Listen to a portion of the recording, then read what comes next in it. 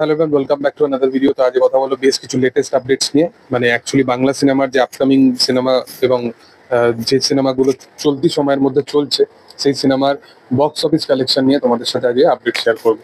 তো মূলত প্রথম যে আপডেটটা নিয়ে কথা বলবো সেটা হচ্ছে বরবাদ সিনেমা নিয়ে। শাকিব খানের বরবাদ সিনেমা প্লেক্স কালেকশন থেকেও কিন্তু একটা রমরমিয়ে ব্যবসা করছে এখনো পর্যন্ত। স্টিল নাও এই সিনেমাটার পাইরেসি হওয়ার পরে একটুখানি কালেকশনে তো ড্রপ দেখা গেছিল মিডিলের কিছু সময়, বাট তারপরেও কিন্তু সিনেমাটা ওভার দ্য ডে একটা জাম্প অবশ্যই নিয়ে আসে সিনেমাটা। বাট সিনেমাটা পাইরেসি হয়ে গেছে এইচডি প্রিন্টে, তো সেই কারণে মেকার্সের তরফ থেকেও জানানো হয়েছে যে যে সমস্ত মানুষেরা পাইরেসি করেছে বা তাদের উপরে একটা কড়া পদক্ষেপ কিন্তু তারা নেওয়ার পুরোপুরি পরিকল্পনা করেছে। দেখার যে আপকামিং দিনে সেটা কতটা কি করতে পারে। এর পরবর্তী যে আপডেটগুলো নিয়ে কথা বলবো, তো চলতি সময়ে বললাম যে যে সমস্ত বাংলা সিনেমাগুলো চলছে সেই সিনেমাগুলো প্লেক্স কালেকশন কিরকম কি হচ্ছে সেই বিষয়বস্তু নিয়ে আজ কথা বলবো।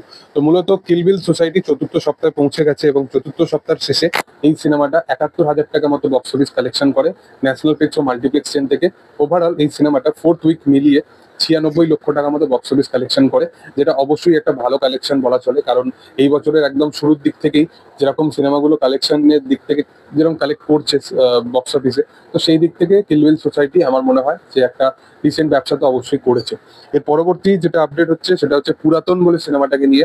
এই সিনেমাটা তার 4th উইকেও ২ লক্ষ টাকা মতো বক্স অফিস কালেকশন করে এবং এখনো পর্যন্ত এই সিনেমাটা ৬৩ লাখ টাকা ব্যবসা করে। সিনেমাটা নিয়ে কোনো প্রমোশন হয়নি, কিছু হয়নি, তারপরেও ঋতুপর্ণা সেনগুপ্ত, শর্মিলা ঠাকুরের এই সিনেমা ৬৩ লক্ষ টাকা মতো বক্স অফিস কালেকশন করেছে, যেটা খুবই ভালো একটা কালেকশন। আর এবং তোমাদেরকে আরেকটা ব্যাপার বলে রাখি যে এখন পার্টিকুলারলি তুমি দেখবে যে প্রত্যেকটা এই যে সিনেমাগুলো এসছে, যেখানে কিন্তু বড় বড় তারকাদের আবার নিয়ে আসা হয়েছে, সেই পুরনো তারকাদের প্রত্যেকটা সিনেমা কিন্তু এখন হিট। মানে এখন বাংলা ইন্ডাস্ট্রির এরকম রেশিও দাঁড়িয়ে গেছে যে দেব এবং জিৎ ছাড়া যদি অন্য কোনো অভিনেতাকে যদি সিনেমা হিট করাতে হয়, তাহলে বড় স্টার বা বড় সেই পুরোনো দিনের অভিনেতাকে ফিরিয়ে আনতে হবে। আজকে যতগুলো সিনেমা রিলিজ করেছে আমার বসে রাখি গুলজার ম্যামকে দেখা যাচ্ছে, তারপরে মিঠুন চক্রবর্তীকে দেখা যাচ্ছে শ্রীমান ভার্সেস শ্রীমতীতে, তারপরে তুমি এই পুরাতন বলে সিনেমাটা দেখো, সেখানে শর্মিলা ঠাকুরকে দেখা যাচ্ছে। আরি বলে সিনেমাটাতে মৌসুমী চ্যাটার্জিকে দেখা যাচ্ছে। তো ৪-৫টা যে সিনেমা চলছে সেখানে সেই অভিনেতাদের আবার আমরা ফিরতে দেখেছি এবং অডিয়েন্স তাদেরকে দেখতে কিন্তু খুব পছন্দ করছে।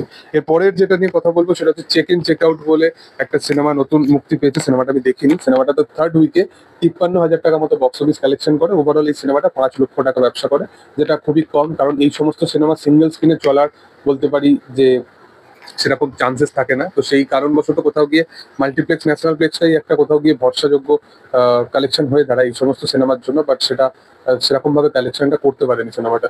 এর পরের যেটা নিয়ে কথা বলবো সেটা হচ্ছে আরি বলে সিনেমাটাকে নিয়ে, যেটা তার 2nd উইকে পৌঁছে গেছে। 2nd উইকে ওই সিনেমাটা ৪ লক্ষ টাকা মতো বক্স অফিস কালেকশন করে। ওভারঅল এই সিনেমাটা ১২ লক্ষ টাকার কাছাকাছি বক্স অফিস কালেকশন করে, যেটা একটা সত্যি কথা বলতে ভালো কালেকশন সিনেমাটা করছে। এবং day by day limited show নিয়েও এই সিনেমাটা শুরু হয়েছিল এবং একটা ডিসেন্ট ব্যবসা তো অবশ্যই সিনেমাটা দেখছে।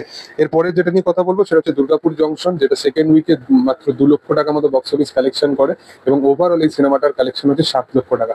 সিনেমাটা অবশ্যই বেশি ডিজার্ভ করতো, খুব ভালো সিনেমা হয়েছিল, লুক অ্যান্ড ফিল ভিজুয়ালি খুব ভালো, বাট আলটিমেটলি অডিয়েন্স সেইভাবে এই সিনেমাটাকে দেখছে না। এবং এর পরের যেটা নিয়ে কথা বলবো সেটা হচ্ছে শ্রীমান ভার্সেস শ্রীমতী।